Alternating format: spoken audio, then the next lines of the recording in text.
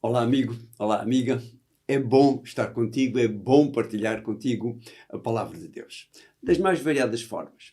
Seja através da Rádio Tranquilidade, onde nos ouves apenas, ou seja através dos nossos canais de YouTube ou Facebook, onde nos poderás ver e ouvir.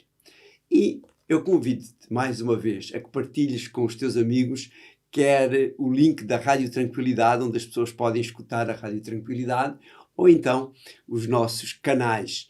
Faz gosto lá nos nossos canais para que mais pessoas possam ser atingidas por estas mensagens da Palavra de Deus. A lição da semana passada mostrou-nos algumas pessoas que foram ressuscitadas antes do próprio Jesus ser ressuscitado. E hoje iremos falar sobre a sua morte e a semana que vem sobre a sua ressurreição. O título é Ele morreu por nós. A lição desta semana mostra-nos a importância da morte de Jesus e o que ela significa para a promessa de vida eterna.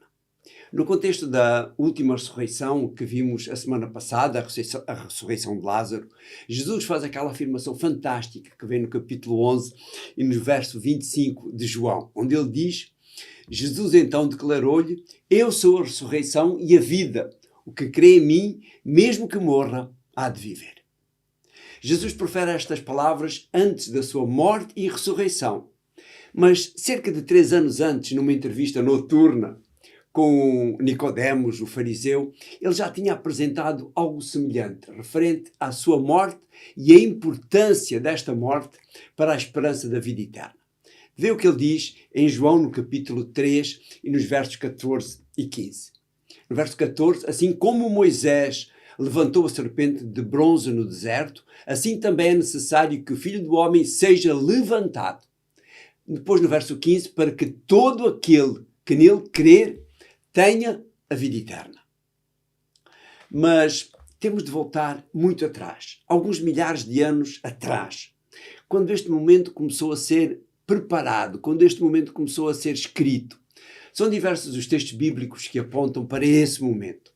Vê, por exemplo, o que relata João no livro do Apocalipse, no capítulo 13 e no verso 8. Diz ele: todos os habitantes da terra hão de adorá-la, exceto aqueles cujos nomes estão escritos desde o princípio do mundo no livro da vida do Cordeiro que foi morto. João está aqui a referir-se primeiro àqueles que adorarão a besta e depois ele diz, exceto aqueles cujos nomes estão escritos desde o princípio do mundo no livro da vida do Cordeiro. Portanto, o livro da vida do Cordeiro que foi morto já estava preparado antes da fundação desta terra. Pedro, na sua primeira carta, refere-se a este momento, embora de forma diferente. Diz ele no capítulo 1 e nos versos 19 e 20. No verso 19, mas pelo sangue precioso de Cristo, como de um cordeiro sem mancha e sem defeito, ele tinha sido destinado para isso, ainda antes da criação do mundo, e manifestou-se nestes últimos tempos para nosso bem. Numa outra carta do Novo Testamento, a carta de Tito, ele também se refere a esse momento, dizendo no capítulo 1 e no verso 2: não se baseia na esperança da vida eterna, Deus, que não mente, prometeu-nos essa vida desde tempos imemoriais. Como vemos, o plano da salvação foi preparado muito antes de se ter colocado em prática. É por saber o peso da responsabilidade que está sobre os seus ombros, a reconciliação da humanidade com o Pai, com Deus, que Jesus sente mais tarde a agonia descrita por João no capítulo 12 e no verso 27. Diz ele: neste momento o meu coração está perturbado. Mas que posso eu fazer? Pedir ao Pai que me livre desta hora? Mas eu vim ao mundo precisamente por causa desta hora. Ele sabia para o que tinha vindo. Jesus sabia para o que tinha vindo. Viver para o nosso exemplo. Morrer como uma ovelha muda perante os seus tosqueadores para nosso exemplo. E depois ressuscitar para nos dar a garantia que o mesmo aconteceria com todos os que aceitassem essa morte substitutiva, bem como toda a sua vontade para as suas vidas. O autor desta lição escreve em determinado momento: o maior sacrifício alguma vez feito foi oferecido quando o Rei de todo o universo veio ao nosso mundo pecaminoso, viveu uma vida impecável como ser humano e morreu por nós no nosso lugar. Conclui dizendo: o verdadeiro cristianismo é centrado na cruz.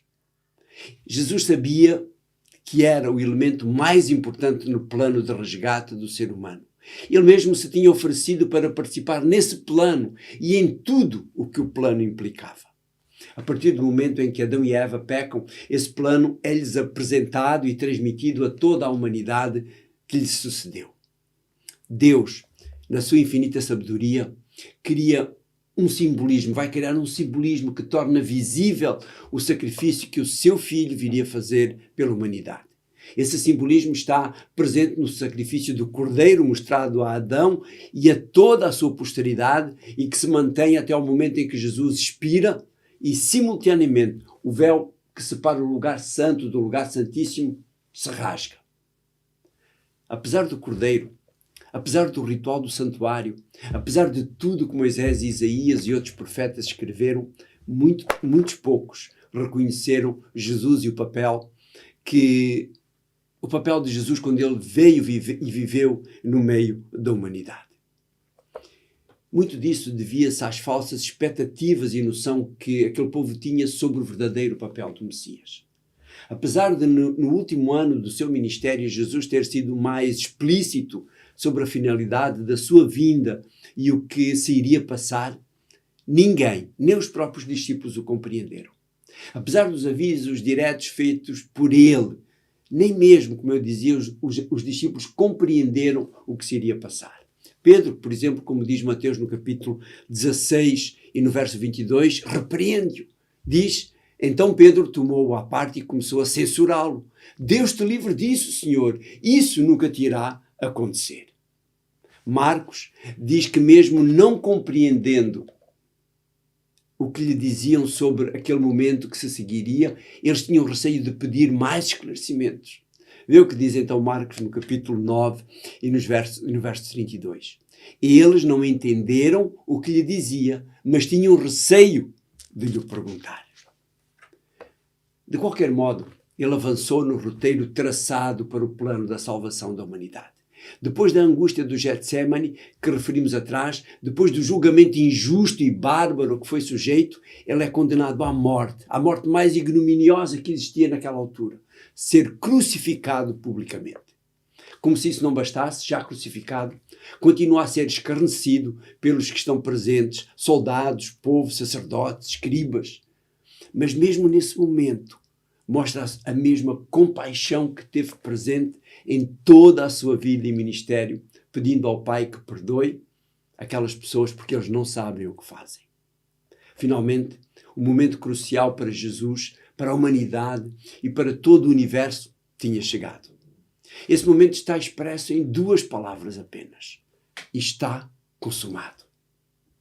Apesar de serem proferidas durante um momento de agonia, essas 2 palavras são um grito de vitória para Jesus e para todo o universo. Satanás tinha sido derrotado, o plano da salvação estava consumado.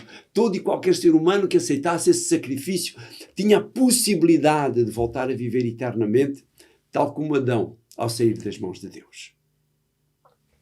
O próprio Jesus garantiu isso na sequência da sua conversa com Nicodemos, descrita em João, que já vimos logo no início, no capítulo 3 e nos versos 17 e 18 agora, onde ele diz: não foi para condenar o mundo que não foi para condenar o mundo que Deus lhe enviou o seu Filho, mas sim para que o mundo fosse salvo por ele. Depois no verso 18, quem crer nele não é condenado, mas quem não crê já está condenado, porque não acreditou no nome do Filho único de Deus. Louvado seja Deus pelo seu amor por nós. Louvado seja Jesus pela sua morte em nosso lugar. Louvado seja o Espírito Santo por nos mostrar e nos fazer compreender tudo isso. Ellen White revela-nos algo extraordinário para mim e para ti sobre esse momento de vitória. No livro A Ciência do Bom Viver, na página 87, ela diz assim: mesmo que só uma pessoa aceitasse o Evangelho da sua graça para salvar essa alma, Cristo teria escolhido a sua vida de labuta e de humilhação e a sua morte vergonhosa. Só com a sabedoria que vem de Deus nós podemos compreender esse amor, podemos compreender esse sacrifício, podemos compreender a cruz e o seu significado. Como diz o autor da lição, a cruz de Cristo ela própria é o centro da história da salvação. A cruz de Cristo tem pelo menos 5 significados importantíssimos para cada um de nós. O primeiro a cruz é a revelação suprema da justiça de Deus contra o pecado. Conforme diz Paulo, escrevendo aos Romanos no capítulo 13 e no verso 25, onde ele diz: Deus fez com que Cristo, pela sua morte, se tornasse instrumento de perdão para os que creem nele. Outro aspecto a cruz é a suprema revelação do amor de Deus pelos pecadores. E Paulo volta a dizer aos Romanos, no capítulo 5 e no verso 8, mas Deus mostra-nos até que ponto nos ama, pois, quando ainda éramos pecadores, Cristo morreu por nós. A cruz é a grande fonte de poder para quebrar as cadeias do pecado e da morte. E Paulo continua a dizer aos Romanos, agora no capítulo 6 e no verso 23, com efeito o pecado paga-se com a morte. Mas o dom gratuito de Deus é o quê? É a vida eterna, é a união com Cristo Jesus, o nosso Senhor. Mais ainda, a cruz é a nossa única esperança de vida eterna. E Paulo diz, escrevendo agora aos Filipenses, no capítulo 13, nos versos 10 e 11, o que eu desejo é conhecer Cristo e experimentar o poder da sua ressurreição, tomar parte nos seus sofrimentos, chegando a ser como ele na morte. Depois, no verso 11, com a esperança de alcançar a ressurreição dentre os mortos. Alcançar a mesma ressurreição que Jesus teve e que nos veio trazer essa esperança. E por fim, o quinto significado da cruz. A cruz é o único antídoto contra uma futura rebelião no universo. Vê agora o que diz então em Apocalipse, no capítulo 7, nos versos 13 a 17. Diz João: um dos anciãos perguntou-me, esta gente vestida de branco, quem são eles? De onde vêm? No verso 14. Eu respondi-lhe, Senhor, tu bem sabes. Então ele disse-me, são aqueles que passaram pela grande perseguição e que lavaram as suas vestes no sangue do Cordeiro e elas ficaram brancas. Agora no verso 15, por isso é que estão diante do trono de Deus e servem a Deus de dia e de noite no seu templo. E aquele que está sentado no trono protegê-las-á como uma tenda. Depois no verso 16, nunca mais terão fome nem sede. O sol e o calor nunca mais lhe farão mal. E por fim no verso 17, porque o Cordeiro que está no trono será o seu pastor e os conduzirá às fontes das águas da vida. Deus enxugará para sempre as lágrimas dos seus olhos. Louvado seja Jesus pelo seu sacrifício e, acima de tudo, pela esperança que esse sacrifício dá a cada um de nós. Como dizia há bocado, querido Deus, obrigado por nos teres dado Jesus. Obrigado, querido Jesus, porque viestes para a nossa garantia de salvação. Obrigado, querido Espírito, porque nos lembras a cada momento esse sacrifício imenso feito por cada um de nós. Que este amigo, que esta amiga possa compreender também esse sacrifício e que ele seja lembrado a cada momento por cada um de nós, para assim vivermos uma vida de acordo com a vontade, com a tua vontade. Te pedimos isto e agradecemos em nome de Jesus. Amém. Como dizia logo no início, nós então, a semana que vem, vamos ver a vitória de Cristo sobre a morte. Ou seja, a sua ressurreição. E essa ressurreição, conforme diz Paulo, se nós não acreditarmos nela, não há esperança para nós. Mas se acreditarmos nela, ela é a vitória, é a garantia de que um dia nós também ressuscitaremos. Um abraço e até para a semana.